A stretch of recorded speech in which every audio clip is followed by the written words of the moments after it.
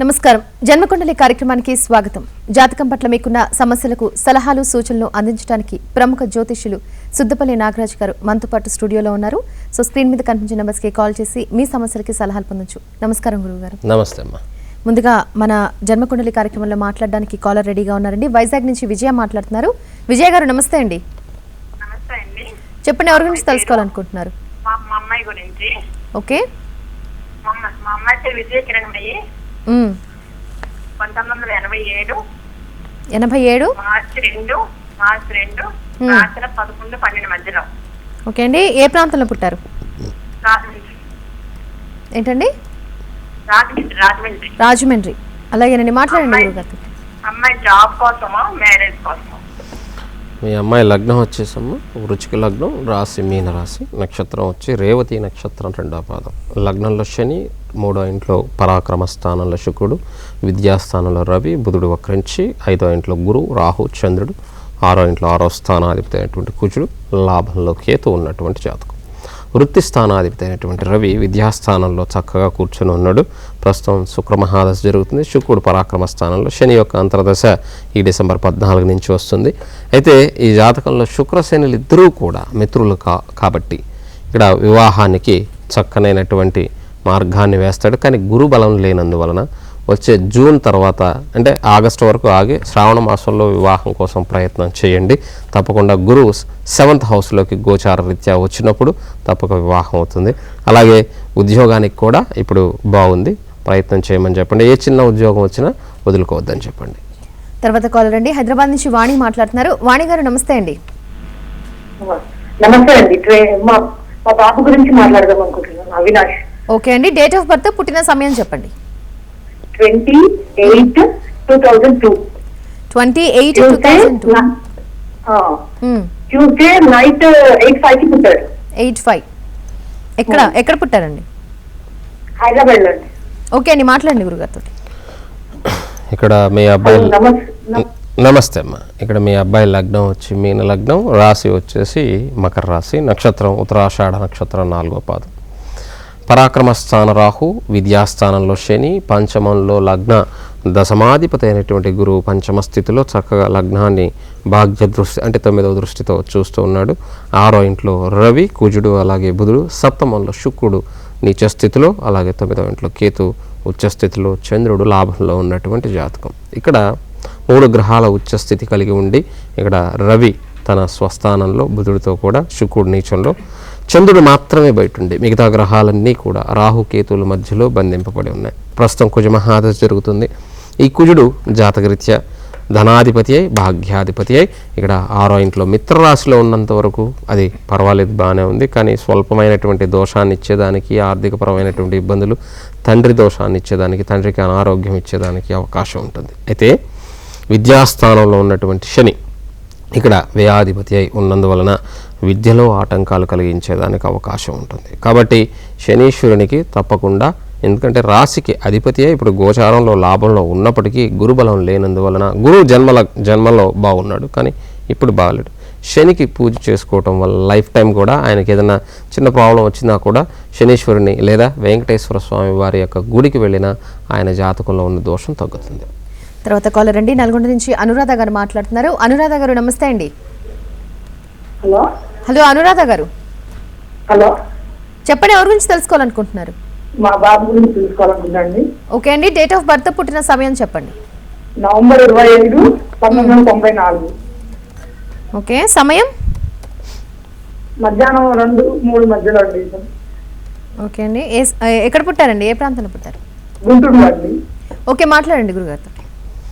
ఇక్కడ ఈయన లగ్నం వచ్చేసమ్మా మీన లగ్నం, రాశి కర్కాటక రాశి, నక్షత్రం ఆశ్లేష నక్షత్రం 4వ పాదం. లగ్నం నుంచి 2వ ఇంట్లో కేతు, అలాగే పంచమంలో చంద్రుడు, 6వ ఇంట్లో కుజుడు, అష్టమంలో శుక్రుడు, రాహువు, బుధుడు, అలాగే 9వ ఇంట్లో గురురవులు, 12వ ఇంట్లో శని 12వ స్థానాధిపతి అయి ఉన్నాడు. జాతకంలో విద్యాస్థానాధిపతి అయినటువంటి బుధుడు అష్టమంలోను, సప్తమాధిపతి అయినటువంటి బుధుడు అష్టమంలో మిత్రుడితో కూడా కలిసి ఉన్నటువంటి జాతకం. ప్రస్తుతం శుక్రమహాదశ జరుగుతుంది, అందులో గురువు యొక్క అంతర్దశ జరుగుతున్నది.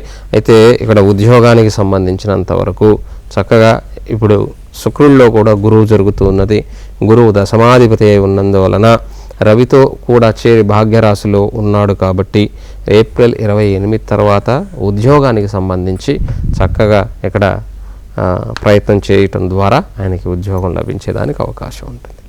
తర్వాత కాలర్ అండి, హైదరాబాద్ నుంచి లీలావతి మాట్లాడుతున్నారు. లీలావతి గారు నమస్తే అండి. నమస్తే అండి. చెప్పండి, ఎవరి గురించి తెలుసుకోవాలనుకుంటున్నారు? మా అమ్మాయి గురించి తెలుసుకోవాలనుకుంటున్నానండి. ఓకే, తన డేట్ ఆఫ్ బర్త్, పుట్టిన సమయం చెప్పండి.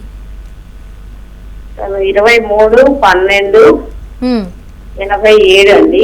87. సమయం 1:20 అండి మధ్యాహ్నం. ఓకే, ఏ ఊర్లో పుట్టారండి? హైదరాబాద్ అండి. ఓకే, మాట్లాడండి గురుగారు. మా ఈ పాప లగ్నం వచ్చేసి మీన లగ్నం, రాశి వచ్చేసి మకర రాశి, నక్షత్రం శ్రవణ నక్షత్రం 1వ పాదం. ఇక్కడ జాతకరీత్యా ఈమె జాతకంలో గురు లగ్నంలో రాహుతో కూడా, అలాగే జాతకంలో 7వ ఇంట్లో కేతువు, 8వ ఇంట్లో కుజుడు కుజదోషంలో, 10వ ఇంట్లో రవి బుధ శని, లాభంలో శుక్రుడు అలాగే చంద్రుడు ఉన్నటువంటి జాతకం. లగ్నంలో గురు రాహుల యొక్క యోగం ఉన్నది కాబట్టి జాతకరీత్యా రాహు మహాదశే జరుగుతుంది. ఇక్కడ సంపూర్ణమైనటువంటి కాలసర్పదోషంతో పాటు కుజదోషం ఉన్నది. దీని వలన వివాహ దోషం ఉంటుందమ్మా. తప్పకుండా ఈ కాలసర్పదోషానికి అలాగే కుజదోషానికి పూజ చేయిస్తే బాగుంటుంది. తర్వాత కాలర్ అండి, గుంటూరు నుంచి పార్వతి గారు మాట్లాడుతున్నారు. పార్వతి గారు నమస్తే అండి. నమస్తే. చెప్పండి, ఎవరి గురించి తెలుసుకోవాలనుకుంటున్నారు? మాట్లాడతాం. హలో పార్వతి గారు. నమస్తే. నమస్తే అండి, ఎవరి గురించి తెలుసుకోవాలనుకుంటున్నారు? మా అమ్మాయి గురించి తెలుసుకోవాలి. ఓకే అండి, తన డేట్ ఆఫ్ బర్త్, పుట్టిన సమయం చెప్పండి. 26/8/97. 26/8/97. సమయం ఉదయం 10 ఉదయం 10:15. ఏ ఊర్లో పుట్టారండి? గుంటూరు. గుంటూరే. మాట్లాడండి గురుగారు. నమస్తే. నమస్తే అమ్మా, చెప్పండి. మా అమ్మాయి గురించి తెలుసుకోవాలండి. కొంచెం వివాహంలో సమస్యలు ఉన్నాయని చెప్పారు, కొంచెం వివరంగా చెప్పరండి మాకు. ఇక్కడ లగ్నం వచ్చేసమ్మా ఇది తులా లగ్నం, రాశి వచ్చేసి వృషభ రాశి, నక్షత్రం వచ్చేసి రోహిణి నక్షత్రం 4వ పాదం. జన్మ జాతకంలో లగ్నంలో కుజుడు ఉన్నాడు, సప్తమాధిపతి అయినటువంటి వాడు, ధనాధిపతి అయినటువంటి వాడు, కుటుంబాధిపతి. అలాగే లగ్నాధిపతి శుక్రుడు నీచంలోను, లాభంలో మాత్రం రవి బుధ రాహువులు ఉన్నటువంటి జాతకం.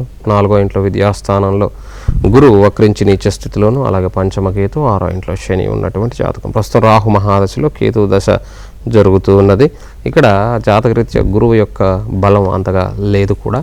కాబట్టి మీరు ఈ పాప జాతకరీత్యా గురు బలం కూడా పుట్టినప్పుడు కూడా లేనందువలన, గురువుని సేవించుకోవటం వలన, గురువు యొక్క అనుగ్రహం వలన ఈ పాపకి ఉన్నటువంటి సమస్య తొలగేదానికి అవకాశం ఉంటుంది. సప్తమంలో ఉన్నటువంటి సప్తమాధిపతి అయినటువంటి కుజుడు లగ్నంలో వచ్చి కూర్చొని శత్రురాశిలో ఉండటం, ఆ లగ్నాధిపతి బాగున్నాడా అంటే ఆ లగ్నాధిపతి బాగలేడు, నీచంలో పడిపోయి 12వ ఇంట్లో ఉన్నాడు. కాబట్టి శుక్రదోషం కూడా ఉంది. గురు శుక్రుల యొక్క దోషాలు, గురువు నీచం అలాగే శుక్రుడు నీచం, ఈ రెండిటికీ కూడా గురువుని సేవించడం వల్ల, ఇద్దరు గురువులే అనమాట, శుక్రుడు గురువే గురువు గురువే. కాబట్టి గురువుని సేవించడం ద్వారా మంచి జరుగుతుంది. కాబట్టి గురువు యొక్క అనుగ్రహం ఉండాలి. అలాగే రాహుకేతులు పూజ కూడా చేయించుకోవటం. ఎందుకంటే రాహు లాభంలో ఉన్నప్పటికీ జరుగుతున్నటువంటి దశ రాహు మహాదశలో కేతు యొక్క అంతర్దశ జరుగుతుంది. రేపటి రోజున సంతాన దోషం లేకుండా ఉండేదానికి ఉపయోగపడుతుంది.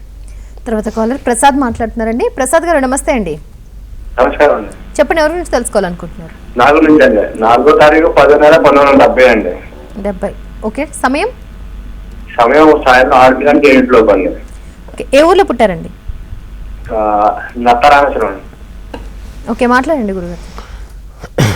చెప్పండి సార్ ప్రసాద్ గారు. మరి విదేశీ ఉండాలి చేసుకున్నాను. 100% ఉంది. జాతకంలో 12వ రాహు ఉన్నాడు కుంభరాశిలో. కుంభరాహు వ్యయస్థానంలో రాహు ఉన్నప్పుడు తప్పకుండా యోగం ఉంటుంది, కానీ అక్కడ చాలా కష్టపడి పని చేయవలసి ఉంటుంది జాతకరీత్యా. ఇప్పుడు శుక్ర మహాదశ జరుగుతుంది. శుక్రుడు 8వ ఇంట్లో ఉన్నాడు.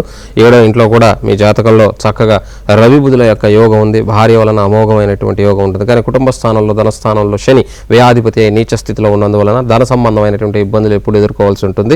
ఎంత వచ్చినా కూడా ఖర్చు అయిపోయేదానికి అవకాశం ఉంటుంది. కాబట్టి మీరు ఏం చేసినా, ఉద్యోగం చేసి వచ్చేటువంటి డబ్బులతో మీరు విదేశాలకు వెళ్ళాలనుకుంటున్నారు అంటే మలేషియానో లేకపోతే సింగపూరో లేకపోతే దుబాయ్ ఇలాంటి వాటికి వెళ్ళాలనుకున్నటువంటి ప్రయత్నం మీరు తప్పకుండా చేయండి. నెక్స్ట్ జూన్ లోపుగా వెళ్ళేదానికి అవకాశం ఉంది.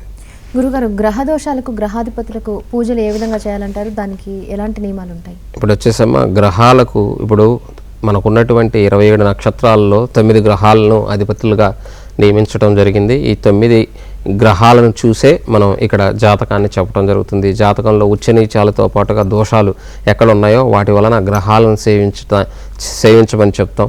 లేదా గ్రహాలకు ఉన్నటువంటి ఆ గ్రహాధిపతుల యొక్క అధిదేవతను పూజించడం వల్ల కూడా అక్కడ ఉన్నటువంటి దోషం తగ్గేదానికి అవకాశం ఉంటుంది.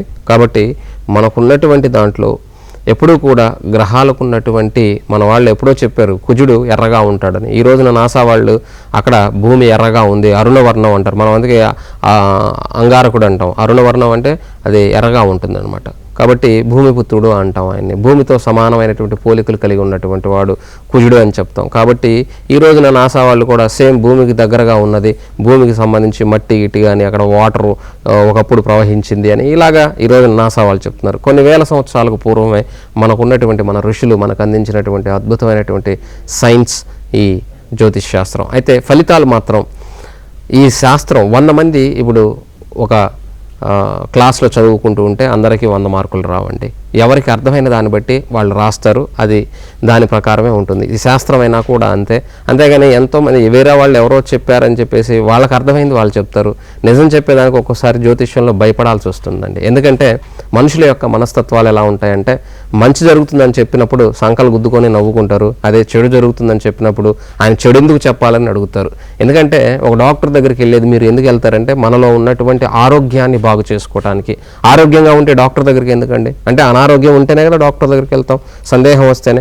అలాగే జ్యోతిష్యుడి దగ్గరికి కూడా ఒక డాక్టర్ దగ్గరికి వెళ్ళినట్టుగా వెళ్ళాల్సింది. ఎందుకంటే జ్యోతిష్ శాస్త్రం అన్నటువంటిది అన్ని శాస్త్రాలకు ముడిపడి ఉంటుంది. సైన్స్కి సంబంధించి ఇందులో గణితం అంటాం దీన్ని, మ్యాథమెటిక్స్, అలాగే గ్రహాల గురించి చెప్తున్నాం, అంతరిక్ష ఖగోళ శాస్త్రానికి సంబంధించినటువంటిది. అలాగే జాతకంలో ఉన్నాడు ఒక్కొక్క స్థానంలో ఒక్కొక్క పార్ట్ దేహంలో విభజించబడటం జరుగుతుంది. అక్కడ ఏ విధమైనటువంటి అనారోగ్యం ఉందో కూడా జ్యోతిష్ శాస్త్రాన్ని చూసి పలానా భాగంలో ఇబ్బంది కలిగేదానికి అవకాశం ఉందని చక్కగా వివరించి చెప్పొచ్చు.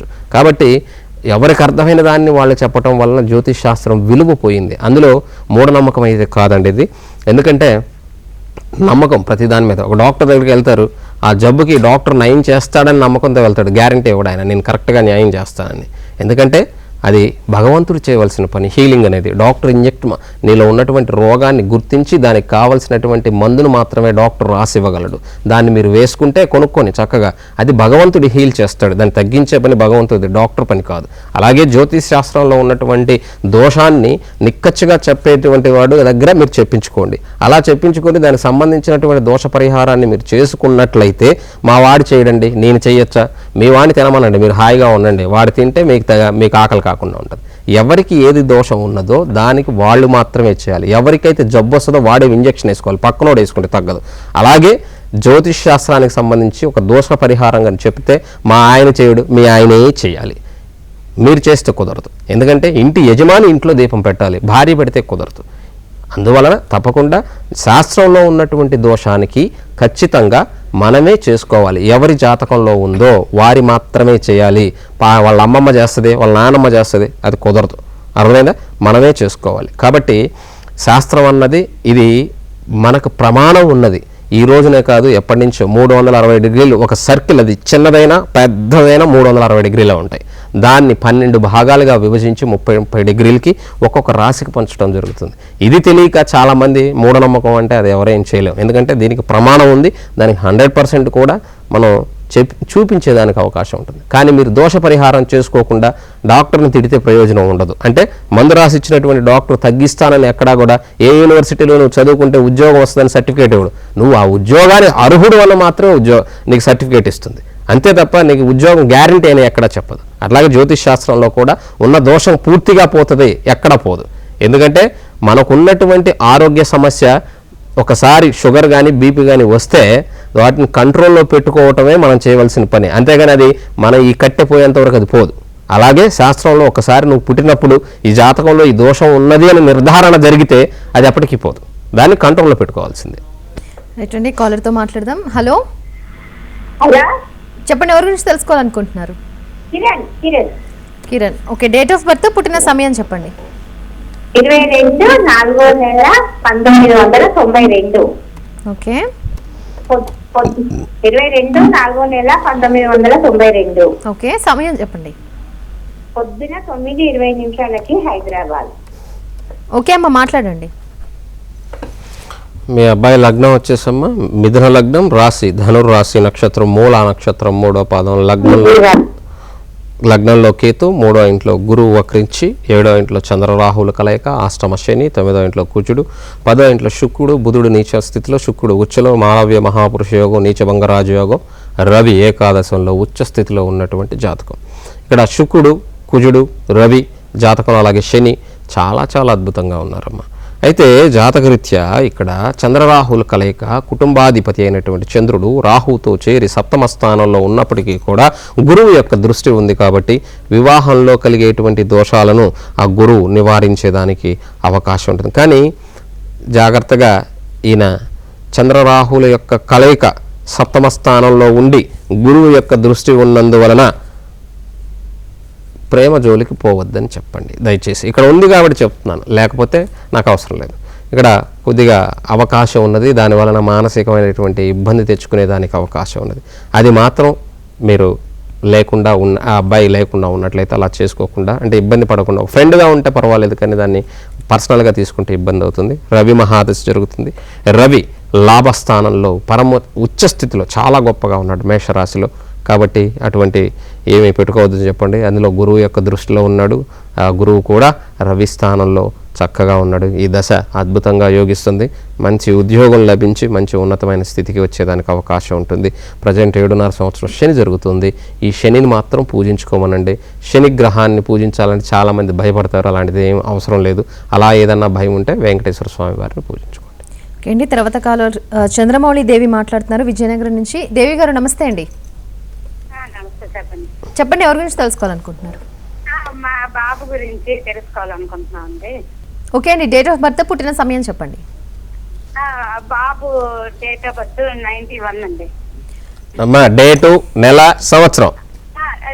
డేటు సెప్టెంబర్ 13, సంవత్సరం సెప్టెంబర్ 13, 91 అండి. ఎన్ని గంటలకు పుట్టాడు? రాత్రి నైట్ 8:32 ఏ ఊరు?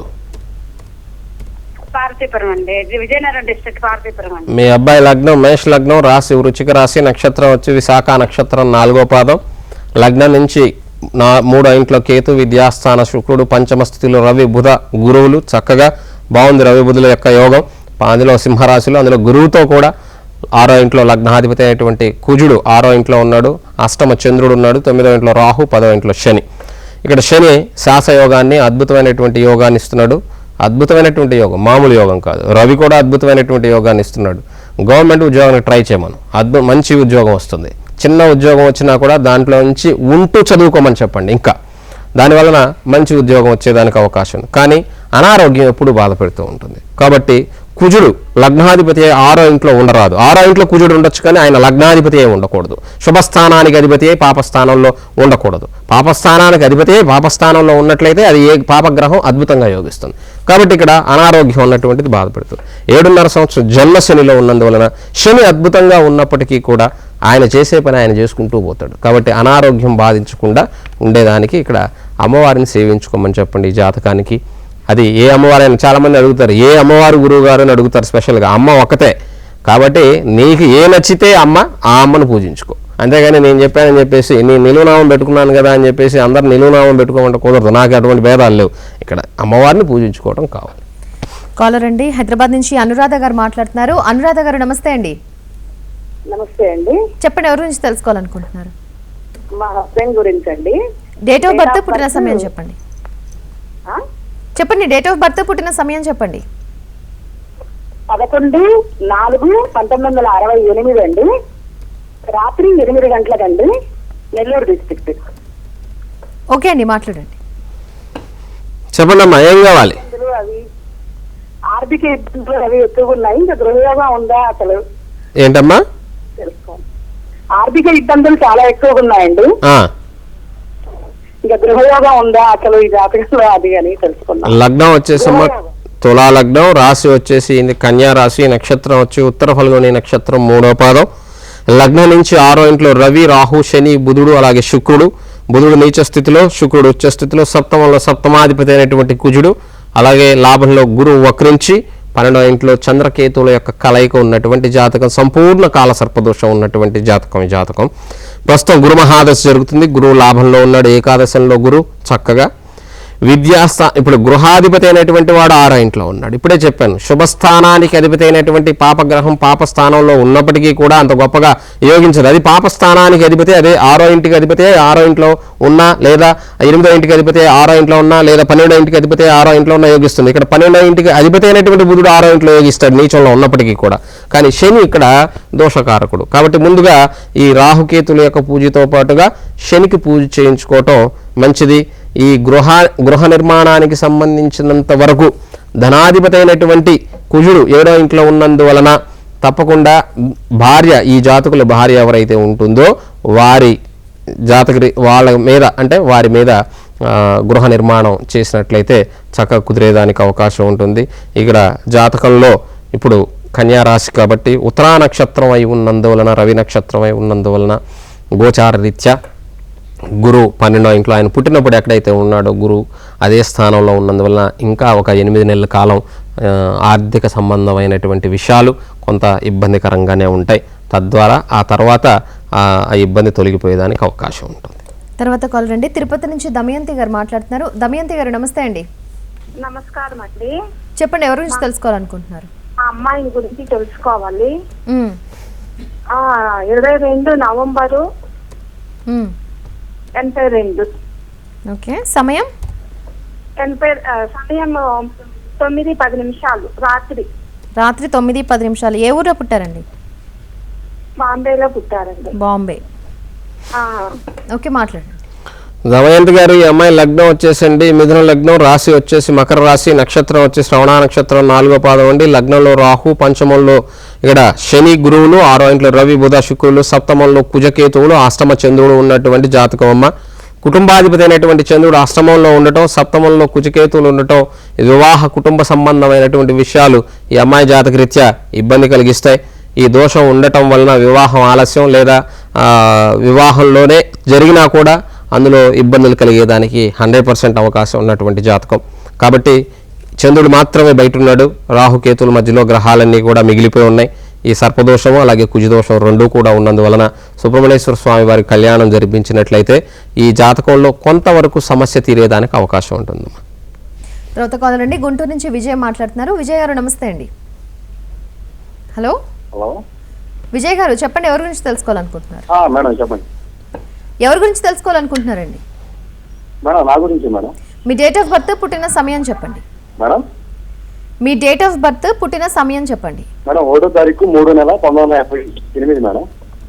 58. సమయం? మేడం సమయం అండి. సమయం రాత్రి 9 నుంచి 9:15 లోపు మేడం. ఓకే, ఏ ఊర్లో పుట్టారు? గుంటూరే మేడం. ఓకే అండి, మాట్లాడండి గురుగారు. ఒకసారి మీ డేట్ ఆఫ్ బర్త్ చెప్పండి. 1 మార్చి 1988, 58? సార్ 1వ తారీఖు 3వ నెల 1958 సార్. మా యాంకర్ 58 రాసుకుంది, నేను 58 వేసి చెప్తే అలాగే ఉంటుంది. అందుకని నువ్వు పద్దాక సార్ మేడం అంటే మర్చిపోతావు. అందుకనే టీవీ చూడకుండా ఫోన్లో మాట్లాడాల. ఇక్కడ లగ్నం వచ్చేసి తులా లగ్నం, రాశి వచ్చేసి ఇక్కడ మీది కర్కాటక రాశి, నక్షత్రం ఆశ్లేష నక్షత్రం 3వ పాదం.